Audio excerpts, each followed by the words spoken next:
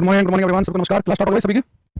टेढ़े यादव जी कह रहे हैं राधे राधे, चंद्रशेखर, शशिकांत यादव, उदयवीर कौशल, मृदुत्पाल सरकार, साहिल, हरिओम, रंजीत, अंशु कुमार मोहन, प्रजानंद, पंकज सरोज, आदित्य कुमार, चंद्र कुर्मी, पीताम्बर मंडल, सूरज, अक्षय, राहुल, सुभा भगत, अंजलि मुराल, जिलानी कादरी, विकास, सोनू यादव, राजू सेन, विनीत चौधरी, सबको नमस्कार करते हुए आज क्लास में करेंगे शुरू। एक बार बताना भाई, ऑडियो वीडियो ठीक है? रमाज रंग कार्यक्रम शुरू करेंगे। तब तक हम कुछ पीडीएफ जो है आपके सामने जो है वो निकाल लेते हैं जिसकी हमें जरूरत पड़ेगी।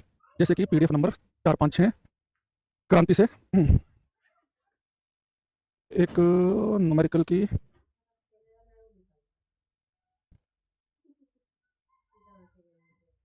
Class number 2। चलो आज जो है शुरू के आधे घंटे के आसपास हम सर्किट के कुछ क्वेश्चन करेंगे और फिर उसके बाद में पूरी पे स्टार्ट कर देंगे, ठीक है? विकास कुमार कह रहे हैं सर आपका प्राय पैट में आया था 2 सवाल। ओके, राठी कुमारी good morning, Dharmendra Singh ji good morning, Mohit Kumar, Karan Kumar, युग, साहिल, कुलदीप गोस्वामी। मैं क्लास नहीं चल रहा है। अच्छा भाई, ये बात तो मैं कैसे बताऊँ? कल का क्लास पेन नहीं मिला, कल का आज मिलेगा ना। वो मैं रात को भेजता हूँ 10 बजे। मेरी लास्ट क्लास होती है रात को 9 से 10 बजे, तो उसके बाद मैं सारी पेन एक साथ भेजता हूँ, तो फिर वो नेक्स्ट डे से मिलती है आपको, है ना? अच्छा, ग्रुप डी का भाई आ गया। क्या कहते हैं जो ग्रुप डी वाले बच्चे हैं, नवंबर में आ गया ना डेट ग्रुप डी की, नवंबर से दिसंबर तक। तो सितंबर है अभी हमारे पास, अक्टूबर, नवंबर, 2-2.5 महीने के आसपास है। जिन बच्चों का पेपर दिसंबर में होगा, बिल्कुल एंड में होगा, उन्हें थोड़ा समय और मिल जाएगा, है ना? चलो अब शुरू करते हैं आज का रंगारंग कार्यक्रम। कुछ क्वेश्चन के साथ शुरुआत करेंगे हम। जैसे कि इस क्वेश्चन से किया जाए, शुरुआत करते हैं यहाँ से। ये बड़ा एग्जाम के क्वेश्चन है, आप इसे ध्यान से पढ़ो। देखने में बड़ा सा लग रहा है कुछ नहीं इसमें। इसने कहा कि 2 प्रतिरोधक हैं, 8 ओम के ए और 12 ओम का बी। तो ए और बी 2 प्रतिरोध हैं, एक 8 ओम का है, बी 12 ओम का है। 6 वोल्ट की बैटरी के साथ श्रृंखला की श्रेणी क्रम में जुड़े हुए हैं। यदि V1 और V2 क्रमशः ए और बी के बीच विभव पतन का मतलब होता है विभवांतर वोल्टेज। तो हिंदी में कई बार वो विभवांतर लिख देगा, कई बार विभव पतन लिख देगा, है ना? जैसे इंग्लिश में पोटेंशियल डिफरेंस लिख देगा या पोटेंशियल ड्रॉप, है ना? वो एक ही बात है। तो इसने कहा कि I1 और I2 क्रमशः उनके माध्यम से प्रवाहित धाराएं हैं, तो V1/V2 और I1/I2 क्या होंगे? अगर आप चाहो ना 2 ऑप्शन तो आप पहले नजर में बाहर कर सकते हैं। देखो 8 ओम और 12 ओम के जो तार है वो 6 वोल्ट की बैटरी के साथ में सीरीज में जुड़े हुए हैं, यानी 8 और 12 ओम के पैरेलल में ये सीरीज में है। और बेटा सीरीज में तो आपको पता है कि जो करंट जाएगी 8 ओम से वही 12 ओम से भी जाएगी, 200 करंट सेम ही पास करेगी। तो 8 ओम से पास करेगी I1 और इसे कह रहा है कि पास करेगी I2, तो I1 I2 का रेशो तो 1 आना चाहिए भाई। अगर 2 चीजें सीरीज में जुड़ी होंगी तो जो करंट पहले से पास करेगी वही दूसरे से भी पास करेगी, तो I1/I2 का रेशो होगा 1। तो इसने कहा कि V1/V2 और I1/I2 क्रमशः कितने होंगे? तो I1/I2 तो 1 होना चाहिए। ये मेरा आंसर नहीं होगा। यहाँ पे 1 नहीं, आंसर हो सकता है, ये भी आंसर हो सकता है, यहाँ 1 नहीं है, ये भी मेरा आंसर नहीं है। लेकिन मुझे पता चल गया कि मेरा आंसर जो है बी या सी में से कोई सा एक है। फिर वो कह रहा है कि 8 ओम और 12 ओम के सिरों पर जो विभवांतर वहां पे V1 और यहाँ पे V2, तो मैंने आपको कहा था कि जिस रेशो में होता है रेजिस्टेंस वोल्टेज उस रेशो में बढ़ती है। तो 4 दूनी 8, 4 12। अगर रेजिस्टेंस का रेशो 2-3 है तो वोल्टेज भी 2-3 के रेशो में बढ़ेगी, यानी V1/V2 का रेशो होगा 2/3, यानी 2/3 किस हमारा सी ऑप्शन में, यानी कि हमारा आंसर सी है। नहीं, अगर आप डायग्राम नहीं भी बनाए तो भी आप इस क्वेश्चन को बड़े आराम से कर सकते हैं, ठीक है? तो क्लास पढ़ कर ग्रुप डी डेट आ गई है, तो भैया आप पेपर से 10 दिन पहले बैच ले लोगे तो उसकी हमारी कोई जिम्मेदारी थोड़ी ना है कि आप 10 दिन पहले बैच लोगे, भैया दे दो वो दे दो। आप जब कितना लेट हो, ग्रुप डी का फॉर्म आज भरा तुमने, जैसे बैच चलता है वैसे चलेगा। आप कुछ तो ऐसे ढूंढ रहे हैं जो आप जाग रहे हैं कि ग्रुप डी के लिए कोई बैच बता दो, कोई बैच नहीं है। देखो ये क्वेश्चन बेटा ऐसा था, एक लोग पता नहीं आप लोगों की नींद जो है वो जगती बहुत लेट क्यों है? फॉर्म भरते ही तैयारी के लिए लगना चाहिए बच्चे को। बच्चा जगह कब? जब उसकी डेट आ जाएगी एग्जाम की, तो उसकी नींद खुलती है, फिर कहता है जी मेरी किस्मत खराब है, मेरा सिलेक्शन नहीं हो रहा। क्या देखना चलिए कम करेंगे। जो प्योर रेलवे ग्रुप डी वाले बैच है ना, और किसी एग्जाम का नहीं कर रहा, जो प्योर ग्रुप डी का बैच है उसमें अगर 1 नवंबर तक जितना पढ़ लेंगे हम पढ़ लेंगे। जो रेलवे ग्रुप डी के नाम से बैच है उनमें 1 नवंबर के बारे में काम करेंगे, उसमें जो है वो डलवा देंगे ना, क्लास जो अगर रहेगी तो डलवा देंगे वो। तो ये बच्चा कह रहा है आपने बेच क्यों दिया ये बैच? ये कुछ मूर्ख है क्या बच्चा? ये कितना फालतू बोल रहा है। अरे भाई कोई हमने थोड़ी ना कहा कि टारगेटेड बैच है ये। कह रहा जी आपने बैच क्यों बेच दिया भाई, तुमने खरीदा क्यों है? मूर्ख ऐसी बातें कर रहे हो। तो काम करेंगे हम, जो जिनके नाम के आगे ग्रुप डी लिखा हुआ है, जो बैच प्योर ग्रुप डी वाले हैं, 1 नवंबर तक जितना चलेगा लाइव क्लास में उतना चलाएंगे ना। फिर 1 नवंबर क्योंकि पेपर तो नवंबर के एंड से शुरू दिसंबर तक है, तो फिर क्या करेंगे, अगर मान लो कोई एक चैप्टर 2 चैप्टर आ गया क्योंकि बैच तो कई दिन हो गए ना चलते हुए, तो उसमें फिर हम वो वाले चैप्टर ऐड करवा देंगे किसी पुराने ग्रुप डी के बैच से वीओडी के फॉर्म में। लेकिन कब? 1 नवंबर के बाद। तो अभी यानी कि हमारे पास में सितंबर के 20-21 दिन बचे हैं, अक्टूबर के बचे हैं 30-31 दिन, तो 50 दिन बचे हैं। लेकिन दिक्कत क्या है कि दिवाली भी आएगी, तो 5-7 दिन तो दिवाली में खराब हो जाएंगे, है ना? तो जितना हो पाएगा उतना करेंगे, उसके बाद 1 नवंबर के बाद से डलवा देंगे, ठीक है? और ये क्लास में ना ये लिमिट में कमेंट किया करो भाई, ठीक है? और जितना लिमिट है उसमें लिमिट से बाहर आने की कोशिश मत करना। अब हमारे पास में ये एक तार है, इसका रेजिस्टेंस है 8 ओम, इसका है 12 ओम। ये कह रहा है कि ना 6 वोल्ट की बैटरी से हमने कनेक्ट कर दिया। अब देखो बेटा ये मान लो कि पॉजिटिव टर्मिनल है, नेगेटिव है, यहाँ से करंट चली है, यहाँ से करंट चल रही है। अब आपको पता है कि 8 और 12 ओम के सीरीज में है, तो जितनी करंट इससे पास करेगी उतनी से भी पास करेगी, ठीक है? अभी 8 और 12 जो है वो दोनों से करंट सेम ही पास करेगी। तो लेकिन ये कह रहा है कि जो इसको कहा इसने ए रेजिस्टेंस जो 8 ओम का है, इसे कहा इसने बी जो 12 ओम का है। ये कह रहा है कि 8 ओम वाले से I1 करंट पास कर रही है, 12 ओम वाले से I2, और ये सीरीज में तो करंट सेम ही पास करेगी, तो I1/I2 का जो रेशियो होगा वो तो एक ही होगा, यहाँ तो कोई हमें समस्या नहीं है। दूसरी चीज, एक मुझे पता है कि मैंने आपको बताया था कि भैया सीरीज में करंट तो सेम होती है लेकिन वोल्टेज सेम नहीं होती। पोटेंशियल डिफरेंस कहो जैसे आप, या पोटेंशियल ड्रॉप कहो, इसे विभवांतर कहो, विभव पतन कहो। तो मान लो इसके सिरे पर वोल्टेज है V1, इसके सिरे पर है वोल्टेज V2। अब आपको पता है कि जो रेजिस्टेंस का रेशियो होगा उसी रेशियो में वोल्टेज बढ़ती है। क्यों बढ़ती है भाई? हमें पता है कि V टू I है, तो सीरीज में करंट तो सेम होती है, V और R एक ही लाइन में है, तो जो रेजिस्टेंस का रेशियो होगा उसी रेशियो में वोल्टेज बढ़ेगी। तो रेजिस्टेंस क्या है? 8 ओम और 12 ओम, तो 4 दूनी 8, 4 3 12। तो रेजिस्टेंस का रेशियो अगर 2-3 है तो वोल्टेज भी 2-3 के रेशियो में बढ़ेगी, यानी V1/V2 का जो रेशियो आएगा वो 2-3 का आएगा। अच्छा बात आपको समझ में आई कि नहीं आई है? ठीक है, मतलब क्लियर हुआ भाई सभी को ये वाला क्वेश्चन जो है, लेकिन हमें इसे डायग्राम बना के नहीं करना है। पेपर में हमने क्या फील करना है कि जैसे हमने देखा कि दो तार 8 और 12 ओम के सीरीज में है, तो मुझे पता है कि उनमें करंट सेम ही जाएगी, तो लेकिन इनसे करंट पास करने का रेशो सेम होगा और वोल्टेज किस रेशो में होगी, जिस रेशो में रेजिस्टेंस उसी रेशो में वोल्टेज। आप इजीली कर सकते हैं, ठीक है। ओके चलो अब इसमें हम आगे की तरफ बढ़ते हैं।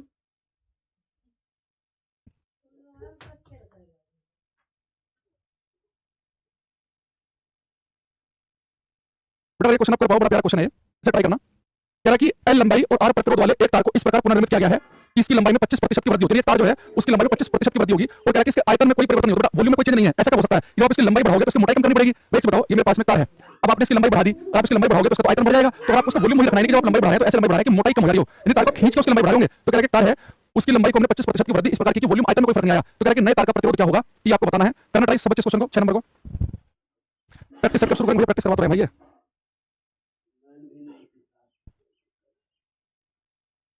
भाई ध्रुवराज यादव पता नहीं तुम्हारे में चल रही है, सबकी वीडियो चल रही है, ठीक है। कौन सा बैच है तुम्हारा? बैच का नंबर लिखो, बैच का पूरा नाम लिखो, फिर चेक करेंगे। आदित्य कुमार के आंसर है हमारे पास, केडी है वो। सब बच्चे करेंगे ट्राई।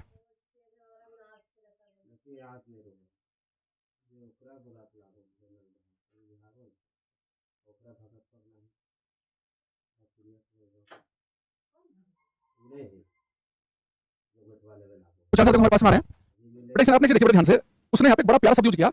उसने कहा कि तार की लंबाई 25% बढ़ानी है और वॉल्यूम में कोई चेंज नहीं करना, यानी उसने यहाँ पे डायरेक्ट नहीं कहा कि तार को खींचकर लंबाई हमने बढ़ाई या तार को पिघाल कर। तो जब बेटा वॉल्यूम अगर सेम है, याद करो जब मैंने आपको डिटेल बताया था तो मैंने बताया था कि आप किसी तार को खींच कर पिघाल कर उसकी लंबाई बढ़ाओगे तो उसकी मोटाई कम हो जाएगी, यानी कि जितना वॉल्यूम आयतन पहले उतना ही बाद में रहेगा। तो वॉल्यूम सेम रहने का मतलब ये है कि अगर तार की लंबाई बढ़ा रहे हैं तो साथ में मोटाई कम होगी।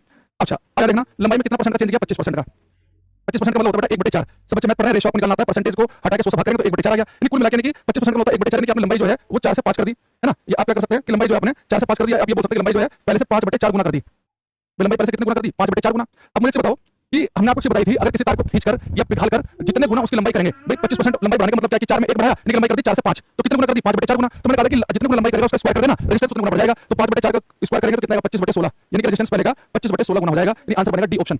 तो जिनका आंसर डी होगा एकदम सही है। भाई याद करो, क्या मैंने आपको ये नहीं बताया था कि अगर किसी तार को पिघालकर उसकी लंबाई दुगनी कर दें तो रेजिस्टेंस कितने गुना होगा? तो मैंने आपसे कहा था कि तार को पिघालकर या खींचकर अगर लंबाई बढ़ाएगा तो उसमें आपको क्या करना होता है? लंबाई वाले केस में जितने गुना लंबाई करेगा उसका स्क्वायर कर दो, लंबाई की दुगनी तो 2 का स्क्वायर हो गया 4, तो रेजिस्टेंस 4 गुना हो जाएगा। तो जितने गुना लंबाई करता है उसका स्क्वायर करते हैं। तो यहाँ भी कितने गुना क्या निकाल लो, यहाँ पर सिर्फ गुना देकर परसेंटेज रखा है। तो 25% का होता है 1/4 की लंबाई कर दी, 4 में 1 जोड़ के 5 कर दी, लंबाई कर दी 4 से 5 यानी कि 5/4 गुना। तो जितने गुना लंबाई करेगा उसका स्क्वायर करते हैं, तो हमारा आंसर आ गया 25/16।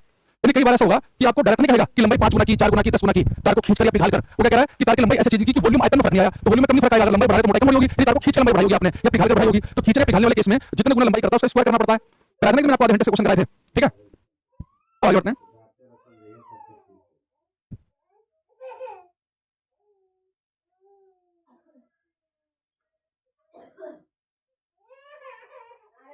ये क्वेश्चन करना, इस क्वेश्चन को हम लिख रहे हैं क्वेश्चन नंबर 1 मान लो। यार निम्नलिखित में से कौन सा कथन सही है? ये करना आपको, कौन सा कथन सही है? ठीक है भाई, चेक कर लेंगे ध्रुवराज।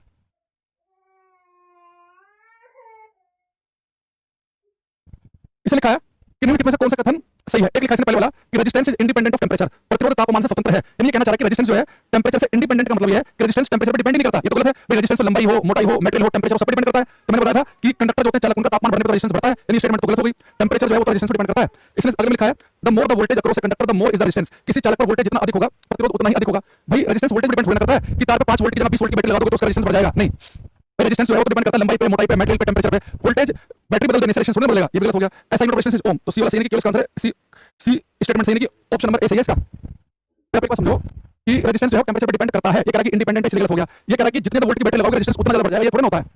रेजिस्टेंस तो लंबाई, मोटाई, मेटेरियल, टेंपरेचर पर डिपेंड करता है। ये थोड़ा ना कि मैंने घर में तार लिया 5 वोल्ट की जगह 6 वोल्ट की बैटरी लगा दी तो उसका प्रतिरोध बढ़ जाएगा, ऐसा नहीं।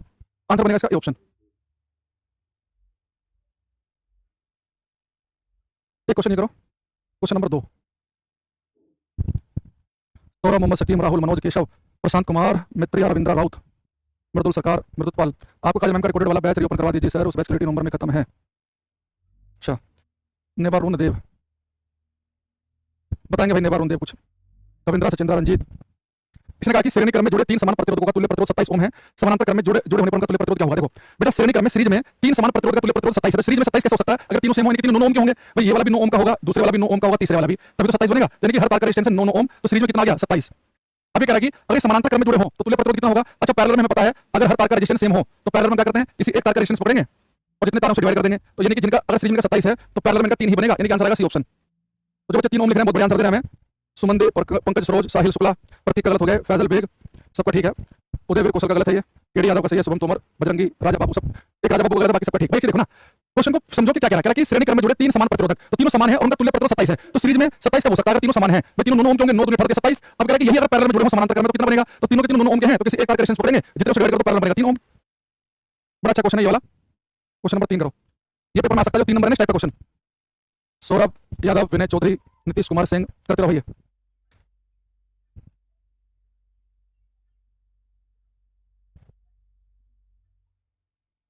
बैटरी चेंज कर देते हैं एक बार हम।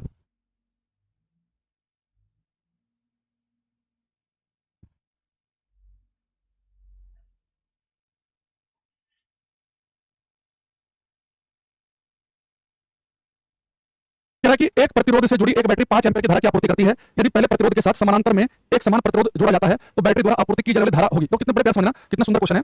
इसने कहा कि भाई एक तार है, तो मान लो उसका प्रतिरोध आर है, इसे आपने बैटरी कनेक्ट की, तो कह रहा कि 5 एम्पीयर की करंट मिली, 5 एम्पीयर की। तो कह रहा कि यदि पहले प्रतिरोध के साथ समानांतर क्रम में पैरेलल में एक समान प्रतिरोध और जोड़ दिया जाए, बेटा समझो, ये रेजिस्टेंस आर, इसके साथ में पैरेलल में एक रेजिस्टेंस और जोड़ दोगे आप, ये आर था, समान प्रतिरोध आर और जोड़ दिया तो टोटल रेजिस्टेंस कितना बन जाएगा, पैरेलल में तो रेजिस्टेंस कम हो जाता है, दोनों तारों का रेजिस्टेंस सेम है, तो किसी एक तार का रेजिस्टेंस पकड़ो, जितने तारों से डिवाइड कर दो, यानी जैसे आप इसके साथ में एक रेजिस्टेंस और जोड़ देंगे पैरेलल में तो टोटल रेजिस्टेंस आधा रहेगा R/2। अगर रेजिस्टेंस आधा रहेगा तो करंट डबल हो जाएगी पहले से, भाई V = I R से हम सबको पता है कि I क्या होता है V/R। अब इसने क्या किया है कि वोल्ट बैटरी तो वही की रखी है, बैटरी चेंज नहीं की, लेकिन जब इस तार के साथ में एक और जोड़ दिया पैरेलल में तो दो रेजिस्टेंस पैरेलल में हो गए तो टोटल बना R/2। अगर रेजिस्टेंस आपने कम कर दिया तो करंट बढ़ेगी, रेजिस्टेंस अगर आधा करेंगे तो करंट बढ़ेगी, डबल हो जाएगी। तो पहले अगर 5 एम्पीयर की करंट मिल रही थी तो 10 एम्पीयर की करंट मिलेगी। जितने बच्चे इसका आंसर डी लिख रहे हैं, बेटा डी का आंसर पता कब होता, इसका आंसर डी तब आता अगर मान लो कि ये R ओम का प्रतिरोध है, इसके साथ आप एक R ओम का और जोड़ते सीरीज में, अगर आप सीरीज में जोड़ते तो टोटल रेजिस्टेंस बनता 2R, रेजिस्टेंस होता डबल तो करंट आधी होती, तो आपका आंसर डी बनता। लेकिन यहां पर तार सीरीज में जोड़ा, पैरेलल में जोड़ा है, तो पैरेलल में जोड़ने से तो क्या होगा, रेजिस्टेंस कम हो जाएगा तो करंट की वैल्यू जाएगी। तो मैंने आपको बताया था कि अगर तार पैरेलल में जुड़े हुए हो तो रेजिस्टेंस कम होता है। अगर हर तार का रेजिस्टेंस सेम हो, किसी एक तार का रेजिस्टेंस पकड़ो, जितने तारों से डिवाइड करो, सीरीज में रेजिस्टेंस बढ़ता है, हर तार का रेजिस्टेंस सेम हो, किसी एक तार का रेजिस्टेंस पकड़ो, जितने से मल्टीप्लाई करो, तो सीरीज में मल्टीप्लाई करते हैं और पैरेलल में डिवाइड करते हैं। तो बहुत सारे बच्चे जो है इसका आंसर में डी ऑप्शन देते हैं, मुझे पता है कि इसका आंसर डी देंगे। बेटा अगर ये R प्रतिरोध है, इसके साथ में एक और R जोड़ते हैं सीरीज में तो R plus R total resistance बढ़ता 2R हो जाता है, रेजिस्टेंस हो गया डबल तो करंट आधी हो जाती, तो आपका आंसर डी बनता। लेकिन ये तार जोड़ा है पैरेलल में, पैरेलल में रेजिस्टेंस होता है कम तो करंट होगी ज्यादा, तो 10 एम्पीयर इसलिए आया है। ठीक है,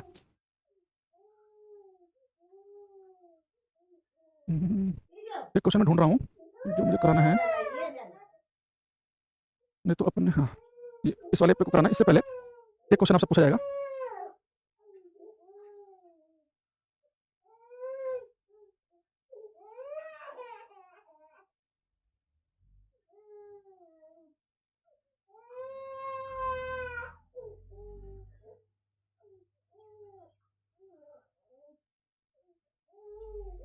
ये लिखा ए, ये पॉइंट लिखा बी, एक तार है 4 ओम का, ये 6 ओम, ठीक है, ये 20 ओम का, ये 12 ओम, ये 18 ओम। अब आपको बताना है कि बिंदु ए और बी के बीच तुल्य प्रतिरोध क्या होगा। Find equivalent resistance between points A and B. बिंदु ए और बी के बीच तुल्य प्रतिरोध ज्ञात कीजिए। बिंदु ए और बी के बीच तुल्य प्रतिरोध ज्ञात कीजिए। कोई बच्चा करेगा बिंदु ए और बी के तुल्य प्रतिरोध ज्ञात करो। संदीप यादव शुरू से क्लास देखो, पता चल जाएगा, कब मल्टीप्लाई होता है, कब डिवाइड होता है ना। एक बच्चा कह रहा है इतना खोज खोज कर क्वेश्चन दे रहे हैं, लगता है सारे क्वेश्चन नहीं आ रहे हैं आपको। क्या करेगा कह रहा जी, कह रहा पीडीएफ में से आप इतना खोज खोज के क्वेश्चन दे रहे हैं, लगता है आपको सारा क्वेश्चन नहीं आ रहा है ना। कोई क्वेश्चन में मालूम है कभी क्वेश्चन ये दे दिया, कभी ये दे दिया, सही कह रहे हैं भाई, सारे क्वेश्चन नहीं आ रहे हैं है ना, इसलिए बस ऐसे हमने क्वेश्चन टाइप करवा दिए हैं। ऐसे कैसे बच्चे हैं, मतलब पढ़ना कम से कम है और बुद्धि का प्रयोग एक्स्ट्रा इतना करना है, तो इसलिए खोज खोज के दे रहे हैं। उसमें कोई क्वेश्चन पावर का है, अभी पावर नहीं पढ़ाया है। कोई क्वेश्चन हीट का है कि तार में कितनी हीट पैदा होगी तो भी नहीं कराया है। कोई क्वेश्चन कूलम के नियम का है तो नहीं कराया, इसलिए नहीं दे रहे हैं। कोई क्वेश्चन ऐसा है कि अभी से कॉन्सेप्ट नहीं बताया है। अरे अपनी खुद की पीडीएफ खुद की बना रखी है, कह रहा कि खोज खोज के क्वेश्चन दे रहा, सारा क्वेश्चन नहीं आ रहा है। बहुत बढ़िया, शाबाश, ठीक है। ये कह रहा कि बेटा हमें बताना कि इसमें आपको बताना कि बिंदु ए और बी के बीच तुल्य प्रतिरोध कितना है। ये किसी सर्किट का एक पार्ट हमने उठा लिया, ए और बी के बीच तुल्य प्रतिरोध बताना है। तो आप देखो भाई पॉइंट ए पॉइंट बी, बेटा पॉइंट ए और बी के बीच में एक आपको 20 ओम का तार दिखा होगा, ए और बी, ये ए है ये बी है, इसके बीच में ये 20 ओम का तार है, ये 20 ओम का, ठीक। तो ए और बी के बीच में ये 20 ओम का तार है। अब देखना ए और बी के बीच तुल्य प्रतिरोध ज्ञात करना। ये जो 12 और 18 ये भी तो ए और बी के बीच में है भाई, ये पूरे तार का एक सिरा ए से जुड़ा हुआ है, एक बी से, और ये बेटा ए और बी तो आपको पता है कि दोनों सीरीज में है, तो 12 18 टोटल कितना हो गया 30 ओम हो गया। यानी कि ये भी ए और बी के बीच में है 30 ओम, ये ए लिखा है ये बी लिखा है, तो 6 और 4 टोटल कितना बन गया 10, तो 6 और 4 टोटल बन गया 10 ओम। तो ये भी ए और बी के बीच में है। यानी जब वो आपसे ए और बी के बीच में पूछ रहा है, ए और बी के बीच में, तो बेटा ए और बी के बीच में खाली 20 ओम नहीं है, ए और बी के बीच में 30 भी है और ए और बी के बीच में 10 भी है, तो 30 20 और 10 ये ए और बी के बीच में। अब तीनों क्या है, इनके आगे वाले से एक जना, पिछले वाले एक जना, ये पैरेलल में है, समानांतर क्रम में है। 30 20 और 10। अब इनका आपको तुल्य प्रतिरोध निकालना है। एक तरीके के आपके सामने ऑप्शन होते तो आप कहते हैं 10 20 30 पैरेलल में है तो जो टोटल रेजिस्टेंस आएगा वो 10 ओम से भी कम आएगा, आप ऑप्शन टिक लगा देते। लेकिन यहाँ क्या हमने ऑप्शन नहीं दिया तो आपको सोल्व करना पड़ेगा। तो ये पैरेलल में ये रेजिस्टेंस अगर सेम होते तो हम डायरेक्ट कर देते, किसी एक रेजिस्टेंस पकड़ते, जितने तारों से डिवाइड करते। लेकिन यहाँ पे दिक्कत क्या है कि सारे के सारे अलग है तो मुझे सोल्व ही करना पड़ेगा। तो 1/R1 plus 1/R2 plus 1/R3। अब यहाँ पे हमने क्या किया 10 20 30 कैलसियम आएगा 60, तो 30 दूनी 60 20 20 60 10 6 60, तो 6 3 9 तो 11/60 आ गया। लेकिन बेटा 11/60 जो किसके लिए ये 1/R की, इसे पलट के लिखेंगे इक्विवेलेंट रेजिस्टेंस आएगा 60/11 ओम, 60/11 यानी कि 11 5 55 11 66 यानी कि 5 और 6 के बीच में है, यानी 10 ओम से कम आ रहा है, यानी कि कैलकुलेशन कोई गलती नहीं है। ठीक है, तो जिस बच्चे का ये आंसर आया उसका ठीक है। अब जो मैंने आपको कांसेप्ट बताया अब इसे मैं आगे अप्लाई कराऊंगा आपसे अगले क्वेश्चन में। ठीक है, देखो ये क्वेश्चन नहीं करा सकते भाई, इसका फॉर्मूला नहीं पता आपको, मात्रा निकालने के लिए आप ढूंढ ढूंढ क्वेश्चन करा रहे हो, लग रहा है सारे क्वेश्चन नहीं आ रहे हैं। अच्छा यहाँ तक इतनी बुद्धि आप लोग लगा लेते हो, इतना हम सोच भी नहीं पा रहे हैं। बच्चे ज्यादा ज्ञानी है क्लास में, लग रहा है इसमें ज्ञान से भरपूर। डेली हर क्लास में एक दो बच्चा आता है तो कुछ नया हमें सिखा के जाता है, नया ज्ञान दे के जाता है। तो भाई क्वेश्चन करो।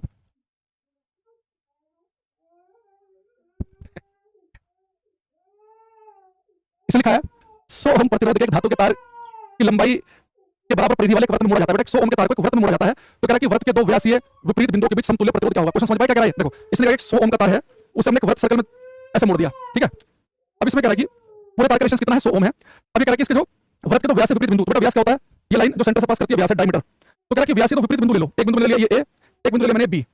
ठीक है, तो इसने कहा हमारे से कि टोटल रेजिस्टेंस 100 ओम का है और इसे हमने एक वृत्त में मोड़ दिया है तो दो इसके जो व्यास विपरीत बिंदु हैं डायमीट्रिकली अपोजिट पॉइंट हैं उनके बीच में समतुल्य प्रतिरोध क्या होगा? बिंदु ए और बी के बीच में तुल्य प्रतिरोध बताइए। तिवारी जी को ठीक आंसर देना है इसका। देखो बेटा टोटल रेजिस्टेंस कितना है 100 ओम है, तो अगर डायमीट्रिकली अपोजिट पॉइंट लिया ए और बी तो टोटल 100 ओम है, तो ऊपर वाले इसका रेजिस्टेंस कितना होगा 50 ओम, नीचे वाले का भी कितना होगा 50 ओम। अब बहुत सारे बच्चे गलती करते हैं कि 50 ओम पे टिक लगा जाते हैं। बेटा 50 ओम तो क्या है? इस ऊपर वाले तार का रेजिस्टेंस है और 50 ओम है नीचे वाले का। इसने कहा है कि इनके बीच में तुल्य प्रतिरोध बताइए। तो बेटा पॉइंट ए है, ये पॉइंट बी है, तो ऊपर कितना रेजिस्टेंस है 50 ओम का, नीचे तार का रेजिस्टेंस कितना है 50 ओम है। तो 50 ओम जो है ए और बी के बीच में 50 ओम ये भी है, ए और बी के बीच में 50 ओम ये भी है, ये तो पैरेलल में, तो 50 और 50 है पैरेलल में, इनका तुल्य प्रतिरोध निकालो। तो किसी एक तार का रेजिस्टेंस पकड़ो, जितने तारों से डिवाइड कर दो, तो आंसर आएगा 25 ओम, 25 ओम। तो डी आंसर बनेगा। तो जैसे मैंने क्वेश्चन जानबूझ के लिया था ये वाला, भाई ए और बी के बीच में 20 ओम है, तो इस क्वेश्चन का आंसर आपने 20 ओम क्यों नहीं बता दिया? ए और बी के बीच में खाली 20 नहीं है, ये 18 और 12 आते हैं सर 30 भी है, और ए और बी के बीच में 10 भी है। ऐसे इस क्वेश्चन में क्या है कि ए और बी के बीच में 50 भी है और ए और बी के बीच में ये वाला 50 भी है, तो 50 और 50 ही पैरेलल में है, तो इनका तुल्य प्रतिरोध निकालेंगे तो 25 ओम आएगा। तो आंसर बनेगा इसका D option, D correct answer है इसका। अब इसी का एक भाई एक क्वेश्चन आपसे और पूछता हूं, इस क्वेश्चन का इसका एक भाई और देखो इस क्वेश्चन का। बेटा मेरे पास में तार है, इस पूरे तार का जो रेजिस्टेंस है वो है 40 ohm. Total resistance of wire, total resistance of wire is 40 ohm. पूरे तार का प्रतिरोध 40 ओम है, पूरे के पूरे तार का। लेकिन पॉइंट ए ये है, पॉइंट बी ये है, ये सेंटर है। आपको ए और बी के बीच में तुल्य प्रतिरोध बताना है। Find equivalent resistance between points A and B. बिंदु ए और बी के बीच तुल्य प्रतिरोध ज्ञात कीजिए।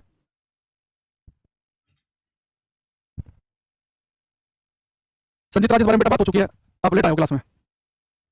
राकेश साहू का गलत आंसर ये।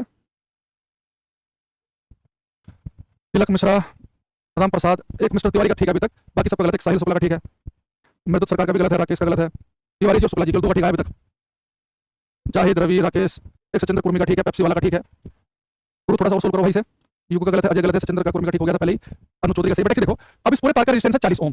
अब देखो चार टुकड़ों में बटा हुआ ये 1 2 3 4, यानी इसका मतलब क्या हो गया कि इस वाले इसका रेजिस्टेंस कितना है 10 ओम, इसका भी 10 ओम, इसका भी 10 ओम, इसका भी 10 ओम। अब बहुत सारे बच्चे गलती कर रहे हैं, बिंदु ए और बी के बीच तुल्य प्रतिरोध पूछ रहा है, तुमने लगा कि ए और बी के बीच में 10 ओम आएगा और 10 ओम आंसर बता दे रहे हैं। बेटा जो पॉइंट ए और बी है, ए और बी इनके बीच में 10 ओम का रेजिस्टेंस तो ये है 10 ओम का, लेकिन ये 10 10 10 30 ये भी तो ए और बी के बीच में है। तो इधर से देखोगे तो ए और बी के बीच में 10 ओम है और इधर से देखोगे ए और बी के बीच में 30 ओम है, तो इस ए और बी के बीच में खाली 10 ओम नहीं है 30 ओम भी तो है भाई। ऐसे तो आपको इस वाले क्वेश्चन का जो आंसर है, इस वाले क्वेश्चन का आंसर आपने 20 क्यों बता दिया भाई? ए पॉइंट ये बी है, ए और बी के बीच में आपको तुल्य प्रतिरोध पूछा कितना होगा, तो ए और बी के बीच में आपने 20 क्यों बता दिया? क्योंकि आपको यहाँ दिख रहा है कि ए और बी के बीच में खाली 20 नहीं है, ये 30 भी और ये 10 भी है। तो ऐसे आपको यहाँ क्यों दिखाई दे रहा कि ए और बी के बीच में खाली 10 ओम नहीं है, ए और बी के बीच में 30 भी है और 10 और 30 पैरेलल में, इनका इक्विवेलेंट निकालो। अगर दो तार पैरेलल में हो तो इनका मैंने डायरेक्ट फॉर्मूला बताया था R1 R2 upon R1 plus R2। अगर याद है तो ठीक है, नहीं तो आप इसे भी कर सकते हैं 1 upon R1 plus 1 upon R2 से भी कर सकते हैं। R1 के लिए 10, R2 के 30 और कितना है 40, तो ये आ जाएगा 7.5 ओम। तो जिनका 7.5 ओम आया उनका ठीक है।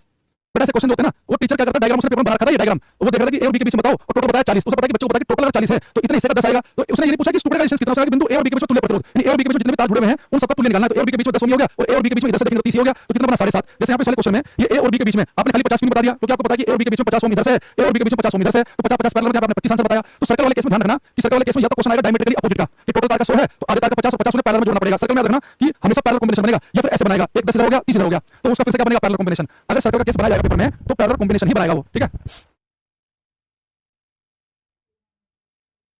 एक इसमें हम कौन सा कुछ तो हम कर चुके हैं,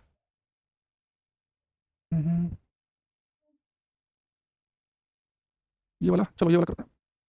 अब हम थोड़ा सा एक डिफरेंट कॉन्सेप्ट की तरफ और आ रहे हैं धीरे धीरे। अभी हम ये आपकी जो ये वाला कॉन्सेप्ट बताऊंगा, इसमें क्वेश्चन करेंगे। यहाँ से इंपोर्टेंट कॉन्सेप्ट है ये, इसने कहा कि चित्र वैद्युत परिपथ के भाग को दर्शाता है। एमीटर की रीडिंग, एमीटर होता है जो करंट को नापे, तो कह रहा है कि एमीटर की रीडिंग 3 एम्पीयर की है, तो 10 ओम और 20 ओम के माध्यमों से धारा का पता लगाएं। ये कह रहा है कि 10 ओम से कितनी करंट जाएगी, 20 से कितनी जाएगी, आपको बताना है। थोड़ा लॉजिक लगाकर आप करेंगे तो कुछ ऑप्शन को बाहर कर पाएंगे। क्वेश्चन करना है 14 करो।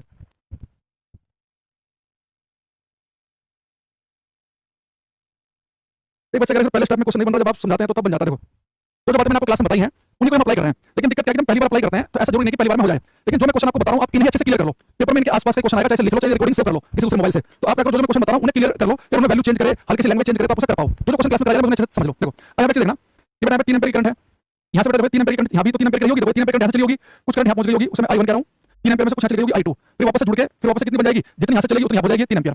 अब बड़ा ध्यान समझना, ये 3 एम्पीयर करंट यहां से चली तो क्या 3 एम्पीयर में से 10 ओम में कितनी जाएगी और 20 ओम में कितनी जाएगी।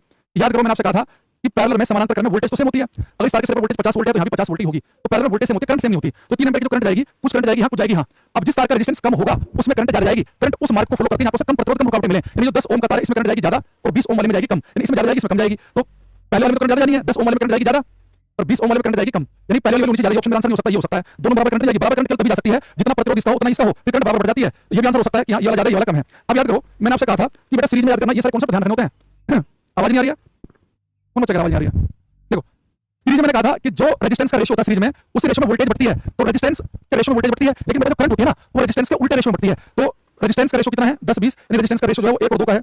अगर रेजिस्टेंस का रेशियो 1-2 है तो बेटा करंट बढ़ती है उल्टे रेशियो में, जिसका रेजिस्टेंस कम उसमें ज्यादा, जिसमें ज्यादा रेजिस्टेंस करंट कम। अगर दो ही रेजिस्टेंस हो तो सीधे पढ़ सकते हैं, रेजिस्टेंस 1-2 का है तो करंट 2-1 के अनुपात में बढ़ेगी। अगर 2 ही है, अगर 2 से ज्यादा होते फिर हम ऐसे नहीं कर सकते, फिर हम क्या करते, मान लो कि रेजिस्टेंस का रेशियो होता है 1-2-3 का, तो फिर करंट कैसे बढ़ती है उल्टी, फिर हम करते हैं 1/1 1/2 1/3, फिर एलसीएम से मल्टीप्लाई करते हैं, 3 2 एलसीएम होता है 6, तो 6 आ जाता है, 2 के 6 3 आ जाता है, 2 आ जाता है। तो अगर 3 होते तो हम अलग तरीके से करते हैं, अगर 2 ही तार हो तो सीधे आप पलट देंगे तो वही आंसर आएगा। देखो अगर 2 ही तार हो ना, आप इसे 1/1 लिखो, इसे 1/2 लिखो, एलसीएम से मल्टीप्लाई करोगे 2 1 आएगा। अगर 2 तार हैं तो जो रेजिस्टेंस का रेशियो होगा करंट रेशियो उल्टा होगा, तो सीधे सीधे आप 2 में पलट सकते हैं। यानी करंट जो है टोटल कितनी है 3 एम्पीयर की, इस 3 एम्पीयर के करंट को आपको 2:2 के रेशियो में बांटना है, तो बांट नहीं सकते हो, बांट सकते हो। I1 कितना आएगा, टोटल करंट है 3 एम्पीयर, I1 की वैल्यू है 2, कितने में से 2 1 3 में से, तो कितना हो गया 2 एम्पीयर। अगर टोटल करंट 3 एम्पीयर की अगर 2 एम्पीयर यहां चली गई तो 1 एम्पीयर ही जाएगी, यानी कि 2 1 भी आंसर बनेगा इसका। अब मैं से कई सारे क्वेश्चन कराऊंगा आपको तो आपको और क्लियरिटी आएगी धीरे धीरे, ठीक है। देखो अभी हम कई क्वेश्चन करेंगे क्योंकि हमारे इंपॉर्टेंट कॉन्सेप्ट है ये। देखो ये मेरे पास में एक तार है, यहां से बेटा चली 10 एम्पीयर की करंट, अगर इस तार का जो रेजिस्टेंस है वो 20 ओम है, इसका 30 ओम है, तो आपको बताना कि 20 ओम और 30 ओम से कितनी करंट जाएंगी। तो मान लो कि 10 एम्पीयर में से यहाँ की करंट I1, यहाँ गई I2, तो बताओ I1 और I2 की वैल्यू क्या होगी। 10 एम्पीयर में से यहाँ कितनी जाएगी और यहाँ कितनी जाएगी, I1 I2 की वैल्यू बतानी है। करो ये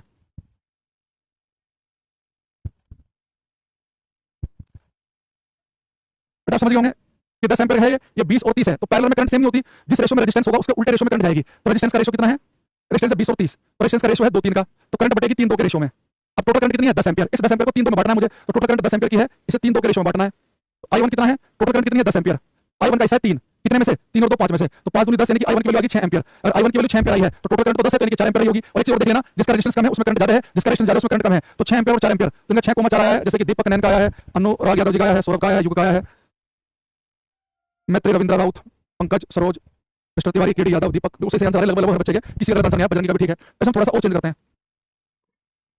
अगर आपने बीच में एक भी क्लास मिस रखी है ना और आज भी टाइम से नहीं आए, बेटा कुछ नहीं आएगी क्लास में क्या पढ़ाया जा रहा है, तो क्लास में टाइम से आना बहुत जरूरी है। एक तार का रेजिस्टेंस 12 ओम, एक का है 24 ओम, एक बेटा मैंने यहाँ पे बैटरी लगाई 72 वोल्ट की बैटरी में लगाई यहाँ पे, तो आपको बताना है कि 12 ओम से कितनी करंट पास करेगी और 24 ओम से कितनी करेगी। I1 I2 की वैल्यू बतानी है। करो ये, सौम्या, श्रवण कुमार साहनी, विनय चौधरी, रोहित राणा, अहिर, अभिषेक कुमार, राकेश साहू, करते रहो बेटा। बच्चे देखना हमारे पास में ये 12 और 24 ओम के तारे पैरेलल में जुड़े हुए हैं, तो हमें पता है कि मेरे पास प्योर पैरेलल कॉम्बिनेशन हो, यानी कि सारे तार पैरेलल में जुड़े हुए हो, तो क्या आपको बात नहीं पता है क्या कि पैरेलल में तो वोल्टेज सेम रहती है। अगर 72 वोल्ट की बैटरी जुड़ी हुई है तो इस तार के सिरे पर वोल्टेज कितनी होगी 72 वोल्ट और यहाँ पर भी 72 होगी। और एक बात ध्यान रखना, ये काम आप केवल तभी कर सकते हैं प्योर पैरेलल कॉम्बिनेशन हो। अगर 50 तार भी होते ना तो 72 वोल्ट की बैटरी थी, हर तार के सिरे पर 50 वोल्ट होगी, तो आप ये काम तब नहीं कर सकते कि 2 तार पैरेलल में साथ में एक और सीरीज में जुड़ा हुआ है, फिर नहीं करेंगे मिक्स कॉम्बिनेशन में। नहीं, अगर प्योर पैरेलल कॉम्बिनेशन है तो आपको पता है जितने वोल्ट की बैटरी लगाएंगे हर तार के सिरे पर वोल्टेज उतनी होगी। अब मेरा काम हो गया। अगर पहले वाला तार देखो, ये वाला तार, इस तार के सिरे पर वोल्टेज कितनी है 72, रेजिस्टेंस है 12, तो ओम का नियम लगा दो 20/2 IR, वोल्टेज कितनी है 72, करंट निकालनी है I1, रेजिस्टेंस कितना है 12, 12 तो I1 की वैल्यू आ गई 6 एम्पीयर। अब आ जाओ, अब बेटा केवल प्योर पैरेलल कॉम्बिनेशन हो ना, आप चुटकी में आंसर दे सकते हैं। यहाँ भी 20/2 IR लगा दो, रेजिस्टेंस कितना है, वोल्टेज कितनी है 72 वोल्ट की, करंट निकालनी I2, रेजिस्टेंस 24 या 72, तो I2 की वैल्यू आ गई 3 एम्पीयर, तो 6 एम्पीयर, 3 एम्पीयर, जिन्होंने ये किया उसका आंसर सही है 6,3। तो पहले तो क्या था कि हमें करंट दे रखी थी, यहाँ तो हमें करंट दे रखी है, तो इस करंट में से यहाँ कितनी जाएगी, यहाँ कितनी जाएगी, तो रेजिस्टेंस का जो रेशियो उसका उल्टे रेशियो में करंट जाती है। लेकिन यहाँ पे हमें क्या रखा है उसने, करंट दे रखी, वोल्टेज देखिए पैरेलल में मुझे पता है कि अगर जितने भी तार पैरेलल में जुड़े सब पे वोल्टेज होती है सेम। अगर 72 वोल्ट की बैटरी है तो यहाँ भी वोल्टेज 72 होगी, यहाँ भी 72 होगी, तो मुझे R भी पता है, V पता है, 20/2 IR से I निकाल लिया, यहाँ V भी पता है, R पता है, 20/2 IR से मैंने यहाँ पे भी I निकाल लिया। समझिए बात को। तो ये कॉन्सेप्ट जो है भाई आपकी क्लास में थोड़ा तो क्लास हो गई अपने ना, न्यूमेरिकल चलते जा रहे हैं, कल की क्लास में थोड़ा सा और ये वाला कॉन्सेप्ट अभी मैं और करना पड़ेगा। तो जब आपकी क्लास खत्म हो जाएगी ना, आप मुझे याद दिलाना, ये जो पीडीएफ आपके सामने मैं खोल रहा हूँ ना, ये सारी पीडीएफ में आपको 100 जो है 100 पीडीएफ जो मैंने ना ये इसे यूट्यूब वगैरह पे सारे क्वेश्चन करा रखे हैं, तो ये मैं आपको सारे के सारे जो हम बीच बीच में क्वेश्चन ले रहे हैं जो टॉपिक पढ़ लिया उसके, तो मैं आपको सारे के सारे 100 प्रोवाइड करा दूंगा। मुझे याद दिला देना, जिस दिन लास्ट क्लास होगी आपकी इलेक्ट्रिसिटी की, ये जितने भी मेरे पास इलेक्ट्रिसिटी के क्वेश्चन जो मैंने क्लास में कराए हैं, ये एक साथ ही मैं आपको दे दूंगा सारे के सारे। सब मेरे ऐसे 100 है जैसे ना रखे हैं यहाँ पे, ये अलग अलग टाइम पर यूट्यूब वगैरह पे करा रखे हैं सारे के सारे, तो सबका सोल्यूशन आपको मिल जाएगा। तो आप एक बार वहां से भी प्रिंट आउट निकाल सकते हैं। अच्छी बात ये होगी कि सबका बैकग्राउंड व्हाइट है, तो आप इजीली जो है वो कर सकते हैं। ठीक है, तो आज के लिए मिलते रहते हैं, बाकी मिलेंगे कल क्लास में। तो कल क्लास में थोड़ा सा ये करेंगे, फिर हम इलेक्ट्रिक पावर पे आएंगे।